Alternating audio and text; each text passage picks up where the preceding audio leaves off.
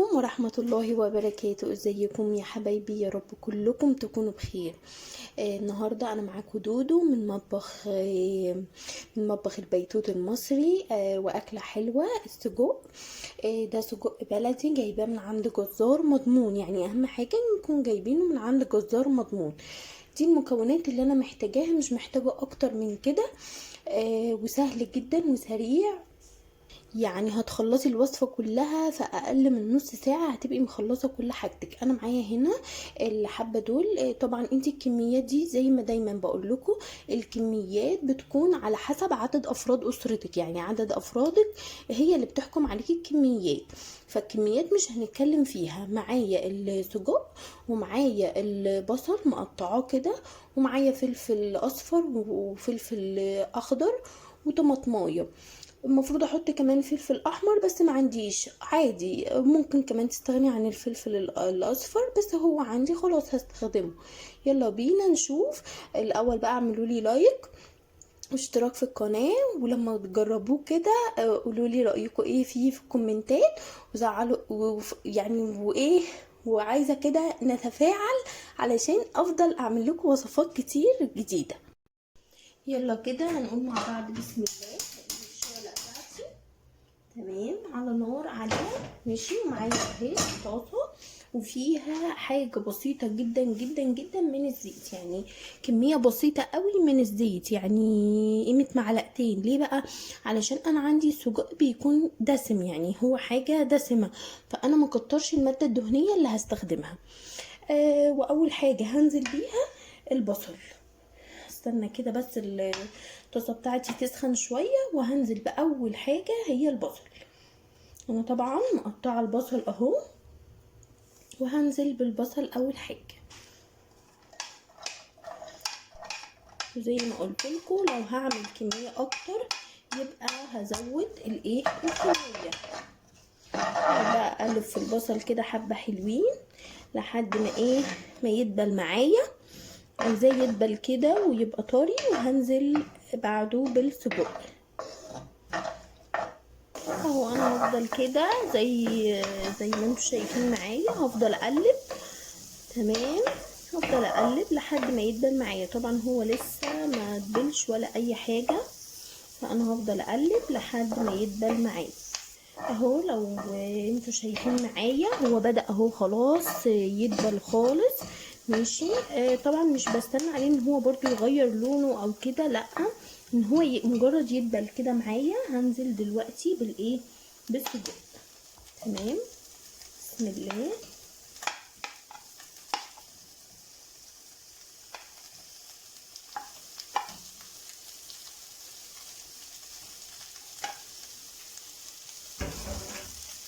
فهديله طبعا تقليبه، بقلب بقى زي ما انتوا شايفين كده. انا طبعا معليه النار لحد ما يعني زي صدمه كده، بدي للسجق صدمه. على فكره انا مش باكل السجق الطويل كده، انا بقطعه.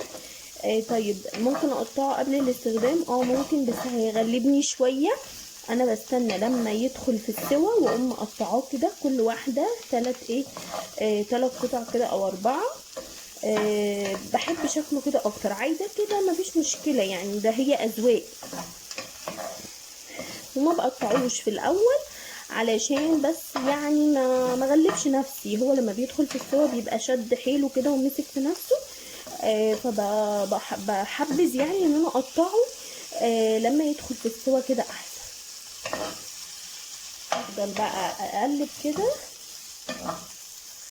لما كل السجق يتغير لونه معايا بالشكل ده، يعني الواحده اهي خلاص هي كده خدت الصدمه بتاعتها وبقت زي الفل. واخدين بالكم بقى؟ هنزل دلوقتي بالفلفل، يعني دلوقتي بقى هنزل بالفلفل. بسم الله اهو. الطماطم اخر حاجه، ما بتاخرش فيها قوي برضو. علشان انا يعني مش بحط صلصه، هو ممكن نحط كمان معاه معلقه صلصه بس انا بحبه كده. انتي ممكن لو حابه ان هو يكون يعني في زي صوص او كده، او يعني عايزه اللون احمر كده معاكي هتاكليه مثلا. انا هاكله في عيش، يعني ده سجق كده، سجق سريع مع عيش وخلاص. قضي الامر، شويه طحينه وبس كده. ودلوقتي بقى هبطي، يعني في المرحله دي خلاص انا كده خدت اديته الصدمه، فانا عايزاه بقى يستوي. فانا دلوقتي هوطي عليه كده، مش قوي يعني، نص توطيه كده، عشان ايه؟ يستوي معايا ويبقى زي الفل. في الوقت بقى اللي انا سايباه يعني موطيه عليه، هعمل بقى شويه طحينه كده. بعمل الطحينة ازاي؟ شوية مية سخنة، شوية ربع معلقة توم، معلقة طحينة صغيرة. طبعا الكمية برضو زي ما قلت لكم حسب العدد اللي هياكل. وشوية مية سخنة وشوية ملح وشوية فلفل، بس كده، مش محتاجة اكتر من كده. بيبقى عندك احلى طحينة. هفضل اقلب كده تمام. وانا دلوقتي وطيت النار اهو، شايفين اهي تمام. بس كده، وهفضل بقى سايباه كده يستوي براحته خالص. دلوقتي بقى انا هنزل الطماطم. تمام، انا معايا طماطمية واحدة هنزل بيها كده. تمام، وكمان هنزل بالتوابل. ايه التوابل اللي معايا؟ ملح وفلفل وبصل بودر وتوم بودر وبهارات لحمه. تمام، وبابريكا، بس كده، مش معايا اكتر من كده. وممكن كمان تكتفي بالملح والفلفل، بس انا بحب تست التوابل في اي حاجه، فبحب ادخلها بصراحه يعني، وبحس ان هي بتفرق في طعم الاكل. فانا هحط التوابل اللي قلت لكم عليها دي، او زي ما قلت لكم هنزل باول حاجه بالملح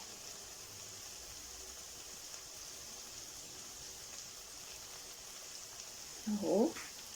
ادي شويه الملح. كمية الملح احنا مش بنحب ناكل الحاجة مملحة قوي، فطبعا لو انت حابة تملحي اكتر من كده تمام. وادي الفلفل الاسمر. تمام، وادي زي يعني ربع معلقة كده، ربع معلقة من البهارات اللحمة، بتديلها طعم تحفة تحفة تحفة. وانا هنا عاملة خلطة كده من البصل البودر والثوم البودر في البرطمان ده اهو، منزل بيها. تمام، ننزل بحبة كمان، وربع معلقة برضو من البابريكا، بابريكا مدخنة كده بس، وأديلها تقليبة.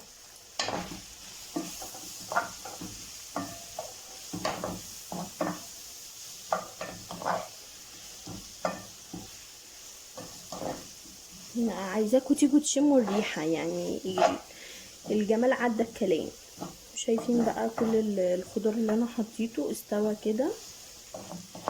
لو انتي ما بتحبيش الخضار مستوي قوي، تقدري بقى تعملي ايه؟ تنزلي بالسجق الاول، وبعدين بقى بالبصل، وبعدين بالفلفل، وبعدين بالطماطم. لو انتي بتحبي الخضار يعني يكون بيقرمش كده ومش مستوي قوي، طبعا دي اذواق.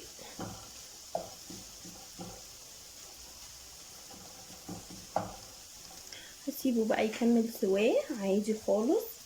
هو انا موطيه النار زي ما قلت لكم، وايه، وحطيت له توابله.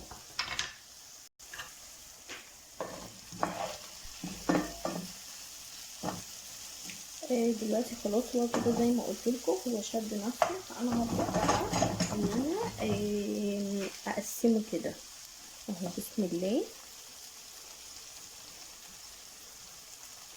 تمام، برجع اديها برضو ايه، بيكون بقى سهل كده معايا. خلاص هو شد نفسه. باخد الواحده كده اقسمها ايه، 3 قطع. بعمل بقى الكميه كلها كده اهو، معايا بسهولة بالمعلقة كده وخلاص، مش بتعب نفسي يعني.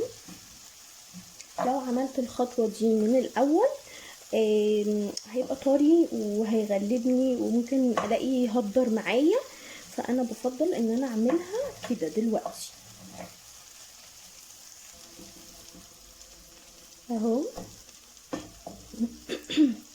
زي ما انتوا شايفين بكل سهوله. خلاص انا كده قطعت الصينيه كلها اللي عندي. انا بحبذ شكله كده اكتر، انتي حابه شكله ان هو يعني طويل خلاص قدميه كده، حابه شكله كده ماشي، اللي تحبيه، كلها اذواق وكله هيتاكل بس مش فارقه. شايفين الجمال، ريحته تحفه تحفه تحفه،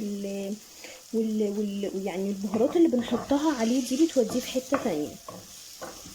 هو على فكره يعني عايزه اقول لكم ان هو يعتبر استوى وخلاص، دقايق وهطلعه. وبكده يبقى خلصنا الوصفة بتاعتنا النهاردة. كده الاكل جاهز خلاص. عملت شوية طحينة، معلش نسيت اقول لكم ان الطحينة بنحط عليها شوية ليمون خل، يعني الحبشتكنات دي بتديها طعم حلو. كده خلاص الطبق خلص. ومستنياكم تجربوه وتقولوا لي رأيكم في الكومنتات، وهستنى اللايك عشان بيشجعني جدا جدا اكمل واعمل وصفات كتير، وكمان اشتراك في القناة وتضغطوا على الزرار بتاع الجرس عشان تشوفوا كل جديد احنا بننزله لكم. وبس كده، ويا رب يكون فيديو خفيف كده وظريف على قلوبكم وتجربوه يعجبكم ان شاء الله.